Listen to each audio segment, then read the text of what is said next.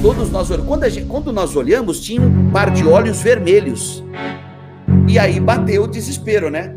Bateu o desespero. Só que é o seguinte, tava numa escuridão total e a única luz que se tinha era a luz da câmera. Então, assim, se desligasse a câmera, desligava a luz.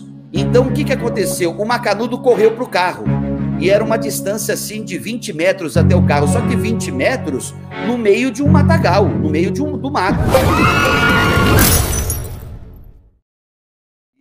Eu fui atrás de lobisomem em Livramento, como eu já falei. Eu fui atrás de lobisomem em Arroio Grande, perto de Jaguarão. E lá em Arroio Grande eu vou contar uma história. Dá tempo, não? Dá tempo de contar? Claro, pô. Por favor. Tem a noite toda aí, pelo jeito, né? Fomos eu, Caíto... eu, o Caico, que era cinegrafista, que trabalhava na emissora na época, hoje é fotógrafo, o Luciano Macedo, que era o produtor, e o Macanudo. Quem assiste a TV Record, quem assiste a Record TV RS vai saber a figura que o Macanudo é. Ele era o piloto, ele era o motorista. E nós fomos contar a história do lobisomem de Arroio Grande. Inclusive já começou num negócio, né? Não tinha vaga no hotel da cidade. Aonde que nós tivemos que dormir? Fizemos duplas e dormimos num motel. Né? Eu dormi num quarto de motel com o Luciano Macedo e o Macanudo e o Caico num outro quarto. Já tinha escutado essa história aí. Você já tinha escutado. Vamos à reportagem. A gente reuniu, foi até o bairro onde teria aparecido o lobisomem, e a gente reuniu lá os moradores. Então, era por volta de... A gente começou a contar a história no final da tarde, ouvimos alguns moradores, aí a gente cortou, né, e deixou, deu a deixa, digamos assim, olha... Perto da meia-noite, que é o horário onde o lobisomem costuma aparecer, no fundo desta praça, a nossa equipe vai voltar. Porque a matéria era muito longa naquela época, então dava para ir para o intervalo comercial e a gente voltava com a mesma reportagem.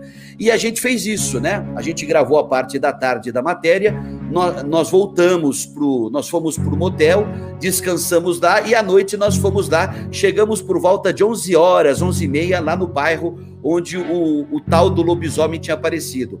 Só que o Macanudo, eu não sabia, o Caico sabia, o cinegrafista, mas eu não sabia que o Macanudo tinha levado uma máscara de lobisomem.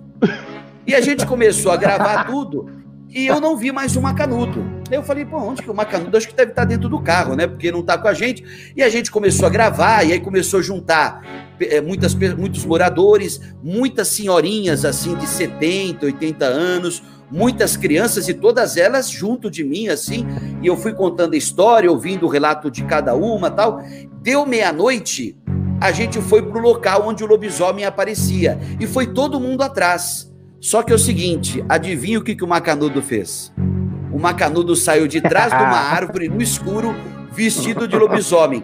Tinha duas senhoras ao meu lado, as duas caíram desmaiadas, uma para cada lado. Ou seja... Eu fui socorrer uma das senhoras e o Luciano Macedo socorreu a outra. Só que o pessoal ficou pé da vida com a gente quase que não passou a noite na cidade. A gente teve que, ir embora. Fugir de Arroio Grande, mas foi muito legal. Eu me divertia muito. Eu fui contar a história da noiva de branco da Lagoa dos Barros, onde passa a Freeway, perto do Parque Eólico de Osório. E fomos eu, Luciano Macedo também, o mesmo time. Eu, Macanudo, Luciano Macedo como produtor e o Caico, cinegrafista. Aí a gente começou também a gravar à tarde, né? Gravamos com porque você sabe da história, né? É uma moça que tinha um noivo da alta sociedade de Porto Alegre no início do século passado. Ele teria acusado ela de traição, enforcou a noiva, colocou dentro de um carro, né? Era uma família muito rica, botou dentro de um carro e pela Estrada Velha, a intenção dele é jogar o corpo no mar de Tramandaí, mas como começou a clarear, ela foi morta esganada dentro do carro no bairro Moinhos de Vento, em Porto Alegre. E ele rumou em direção à praia, só que como estava clareando, ele parou o carro, amarrou uma pedra e jogou na Lagoa dos Barros. E criou-se a lenda de que essa noiva de branco, né, a noiva da Lagoa dos Barros, ela apareceria no meio da pista, dessa pista nova, porque depois fizeram a pista da Freeway, que era o lugar onde havia a lagoa ainda estava, tinha água em cima, e o corpo foi encontrado por pescadores na época, né? Então, assim, ela apareceria no meio da pista causando acidentes, principalmente caminhoneiros, né, motoristas profissionais.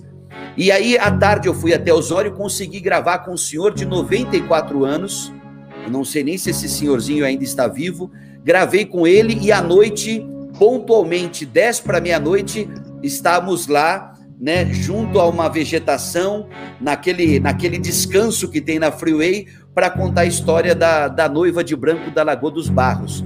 Só que é o seguinte, eu comecei a contar a história e fui até a beira da lagoa. Saí da pista e fui andando no meio da vegetação, tinha uma vegetação mais densa na época, e aí, de repente, eu estava em cima de umas pedras, na margem da lagoa. E aí, o macanudo, mais uma vez o macanudo olhou e falou assim, olha aquele par de olhos da... E todos nós olhamos. Quando nós olhamos, tinha um par de olhos vermelhos. E aí bateu o desespero, né? Bateu o desespero. Só que é o seguinte, estava numa escuridão total e a única luz que se tinha era a luz da câmera. Então, assim, se desligasse a câmera, desligava a luz. Então, o que aconteceu? O macanudo correu para o carro. E era uma distância, assim, de 20 metros até o carro. Só que 20 metros no meio de um matagal, no meio do mato. E todo mundo começou a correr, cada um para um lado, e eu só via a luzinha da câmera no meio do mato e tentava, né, encontrar a luzinha, não conseguia. Pois bem, o último que chegou na porta do carro fui eu, branco, pálido, né, com o coração batendo na boca. E aí, quando eu fui ver a matéria no ar, o melhor da matéria foi a correria com a câmera em movimento no meio do mato, que parecia a Bruxa de Blair. Sabe as Bruxas de Blair? Parecia parte daquele filme As Bruxas de Blair. Mas, assim, uma das histórias, né? Essas são histórias que eu passei durante o primeiro ano de Balanço Geral em Porto Alegre.